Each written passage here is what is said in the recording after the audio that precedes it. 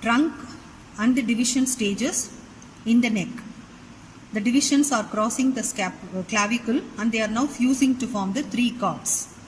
So this is the axillary artery, this is the axillary vein, and these are the cords of brachial plexus. So we know the pectoralis minor muscle will divide the axillary artery into first part, second part and third part. The first part of axillary artery lies medial to pectoralis minor. The second part lies below the pectoralis minor, and third part lies lateral to the pectoralis minor. So first part medial to the muscle, second part deep to the muscle, third part lateral to the muscle. We have reflected the pectoralis minor so that we have a clear view. So in the first part of axillary artery, the lateral cord and posterior cords will be lying lateral to axillary artery, and the medial cord will be lying posterior to the axillary artery. So this is an abducted position of the arm. Usually we study anatomical relations imagining the patient is lying in normal anatomical position, that is supine position. So if the patient has to be in supine position, then this arm will be adducted. If this arm is adducted, whatever that is superior will come to lie on the lateral side. Whatever that is inferior will come to lie on the medial side. So imagine and keep that in mind. Even though in this picture, this axillary artery is related superiorly to these two cords, that is the lateral cord and posterior cord. Actually, in normal anatomical position, if the arm is bent, these two will come to lie on the lateral side of axillary artery. So in the first part of axillary artery, the lateral cord and posterior cords are lateral and medial cord is posterior. When we come to the second part of the axillary artery, you can see the thoracoacromial trunk and you can see the lateral thoracic artery. Both are branches from the second part of axillary artery. So from the second part of axillary artery, the cords are related according to their names. So this is the axillary artery. Lateral to the axillary artery is lateral cord of brachial plexus. Medial to the axillary artery is medial cord of brachial plexus. Posterior to the axillary artery is posterior cord of brachial plexus. Lateral cord, posterior cord, medial cord. So in the second part, medial cord will be medial, lateral cord will be lateral, posterior cord will be posterior. When you come to the third part of the axillary artery, the cords will start giving branches, and these branches will be related to the third part of axillary artery. First, let us see the lateral cord branch. Lateral cord will give a lateral pectoral nerve. That's the first branch.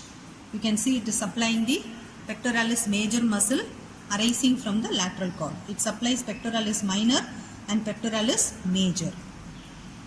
Then it gives musculocutaneous nerve and lateral root of median nerve. These two are its terminal branches.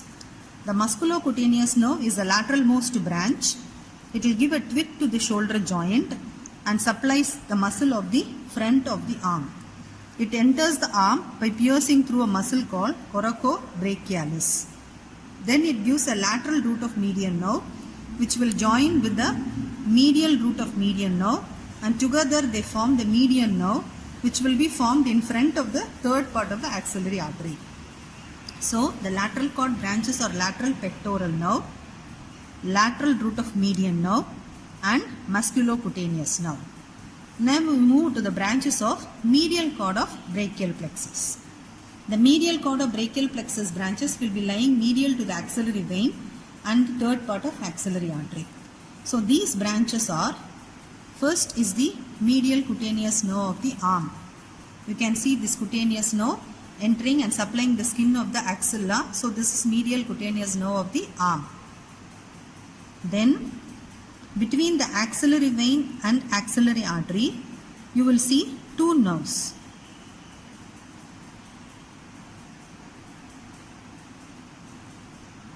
One is superficial, another one is deep. This is axillary vein, this is axillary artery. Between these two, we have a nerve superficially and another nerve lying deep. The superficially lying thin nerve is medial cutaneous nerve of the forearm. The deep thick nerve is the ulnar nerve. Okay. Then it gives a medial root of median nerve which will join with the lateral root of median nerve given by the lateral cord of brachial plexus in front of the third part of axillary artery to form the median nerve. Once again repeat the branches. Besides these branches, it also gives a medial pectoral nerve. You can see that in this picture where it is piercing through the pectoralis minor muscle to supply the pectoralis major. This is a lateral pectoral nerve which does not pierce the pectoralis minor, whereas medial pectoral nerve will pierce through the minor to supply the major. So we shall see once again repeat the branches of medial cord.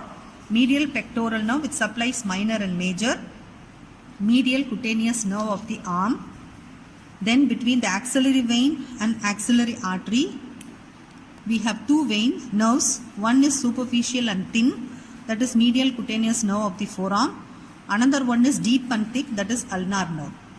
Running on the surface of third part of axillary artery is median nerve, which is formed by a medial root given by the medial cord of brachial plexus and lateral root given by the lateral cord of brachial plexus. Posterior cord branches. This is the axillary artery. You can feel the lumen is compressible. With that only you can differentiate between an artery and a nerve. Nerve rolls in your finger, whereas artery or vein will be compressible. The artery vein will be thicker comparatively, whereas vein wall is thin. That is how you differentiate, and sometimes veins will have a bluish discoloration also because of deoxygenated blood. So this is the axillary artery third part. Now we can see the median nerve being formed by the medial root and lateral root anterior to the third part of axillary artery. Now we are moving to the posterior part of the axillary artery, the branches of the posterior cord. So this is a posterior cord which lies posterior to the second part of the axillary artery. So its first branch is upper subscapular nerve which supplies the subscapularis muscle.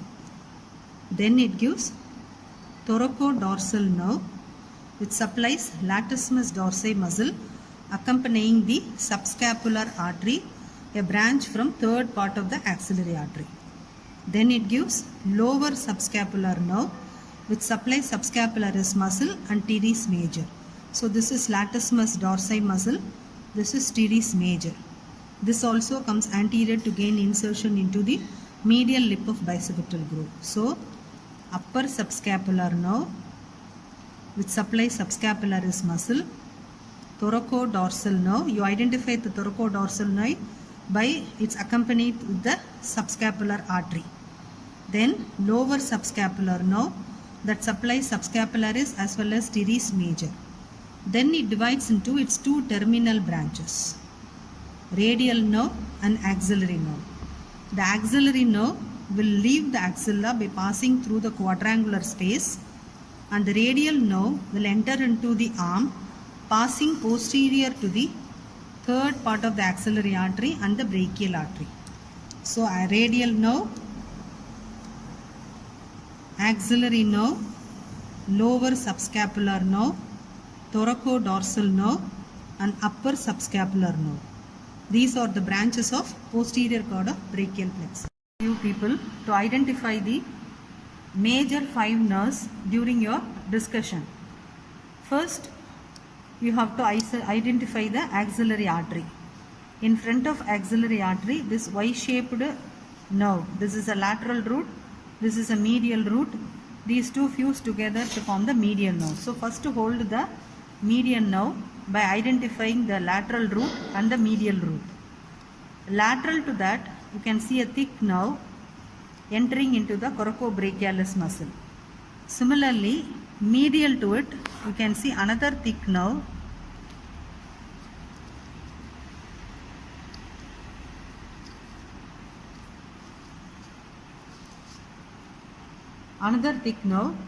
which is arising from the medial cord of brachial plexus along with the medial root of median nerve. So what you have to do now, first identify the median nerve, then hold the nerve on the lateral side of it in one finger and another nerve on the medial side of it is another finger. Now you can get an M-shaped structure. The lateral limb of the M represents the musculocutaneous nerve. The medial limb of the M represents the ulnar nerve, and the central Y-shaped part of the M represents the median nerve. So first identify the median nerve, then pick out the nerve on its lateral side and another nerve on its medial side. The medial side nerve is ulnar nerve, lateral side nerve is musculocutaneous, the central one is median nerve. After identifying these three nerves, now lift all the structures above. Now I am lifting musculocutaneous, median nerve, axillary artery, ulnar nerve, and medial cutaneous nerve of the arm and the forearm and the vein. Posterior to all these structures, you will see a thick nerve entering into the back of the arm, that is radial nerve. Trace the radial nerve proximally, you will see the axillary nerve, another thick nerve leaving the axilla through the quadrangular space. Come further laterally, you will see a thick nerve entering into the substance of subscapularis muscle and supplying teres major. So that is lower subscapular nerve. Then along with subscapular artery, you will see a nerve accompanying it entering into latissimus dorsi muscle, that is thoracodorsal nerve.